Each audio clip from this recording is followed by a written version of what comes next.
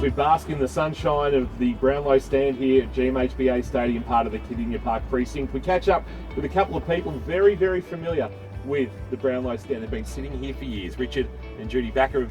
Judy, you used to come and sit in the first incarnation of the Brownlow stand, the wooden, rickety, almost fire hazardous Brownlow stand that got ripped down in the early 1990s. Yes. But back then it wasn't reserved seating as it is now. It was a bit of a free-for-all. Yes, we had to be up, really early, and we'd get to the gate, and they'd open the gates, and we'd all run, and we had a really good day, but very different, very, very different.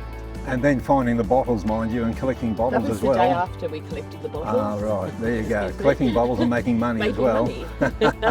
Coming down on a Sunday. Yes, of a morning. And we collected all the bottles, walked around, collected the bottles, and then we got money for the bottles. So, Frank Meeson, thanks for joining us here on the wonderful Kardinia Park surface, a venue you've been coming to for 65 years. But I want to take you back to 1954. You arrived here as a Dutch immigrant as an 18-year-old, and I suppose for a young man making his way in Australia, to immerse yourself in the culture is to come to Kardinia Park and follow the Cats. Yeah, that's spot on actually. Met a few people connected with the football club, and also listening to Sweet Al, Ivor Gramley and Leo Haller, and I still remember the names pretty well. It was so exciting to listen to the football, and that's how it all started. It's endured for the people that you have sat around, especially as you, I suppose, have found a more regular seat in the stadium. I think we've moved on a little bit. We used to be down in the Hickey, then we moved over to the Brownlow, how many years ago? Oh, back in 1999, I think. Yeah, and we met a lot of different ones. We sort of knew people in the Hickey, and now we know the people in the Brownlow. But you get to know them and look to meet them. Every year you sort of So we've missed it all. You would have seen kids grow up that would have come. Oh God, there's a little guy called Lockie, and he was this little toddler coming in there. No, he wasn't even a toddler. And now he's 6 foot, he's a big boy now, and we're like, you do. Lovely, so lovely nice. people. Yeah, lovely. Just really. It is good to Geelong watch people, everybody, the kids grow up. Yeah, Geelong people are. They're different. They're good people. They're great supporters, passionate supporters. So coming to the footy, you started at the city end of the ground, the northern end behind the goals, but you found that a bit rough and tumble? That's right, yeah. So we were there for a little while. I'm not quite sure whether it was the first year or so. And then we moved across to the wing, along Morva Street wing, and beneath the old Windsock. Place has changed a bit. Now you're over in the social club. That's right, social club member. I have been for about 35 years.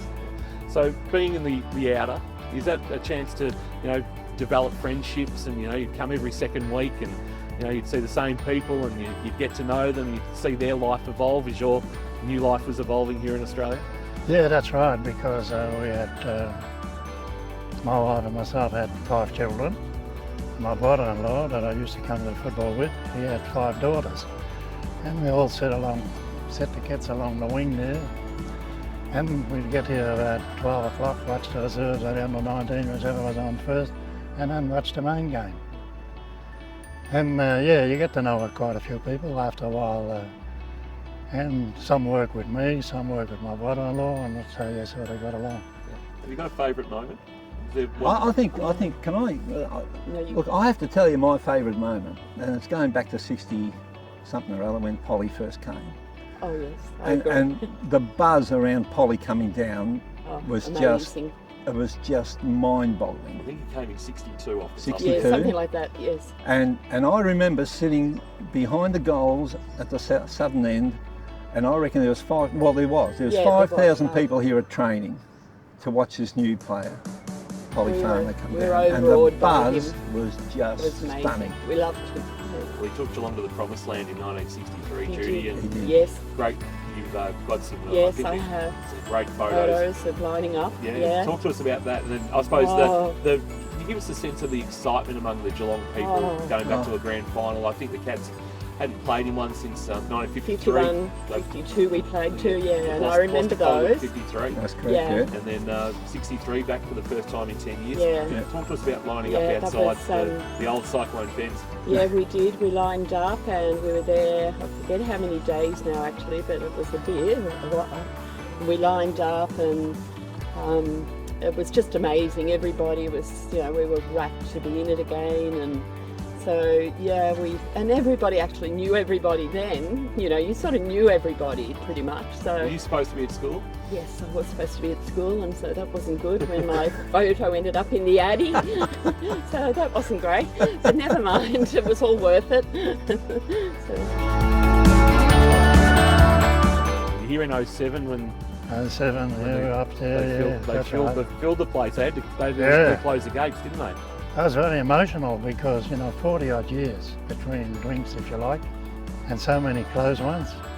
And I was very emotional at half time. We were, you know, that far in front, but I was still waiting to kick the next goal after 3/4 time because we just won it. Don't give them a sniff. Well, you've taken us on a wonderful trip down memory lane, Richard and Judy. We really appreciate you giving us some of your time on this edition of Kardinia Park Chronicles. Oh, thank you. It's wonderful. We really appreciate you taking the time to talk to us, Frank. Thank you. Nice to meet you, and hopefully we'll see you down at the gym.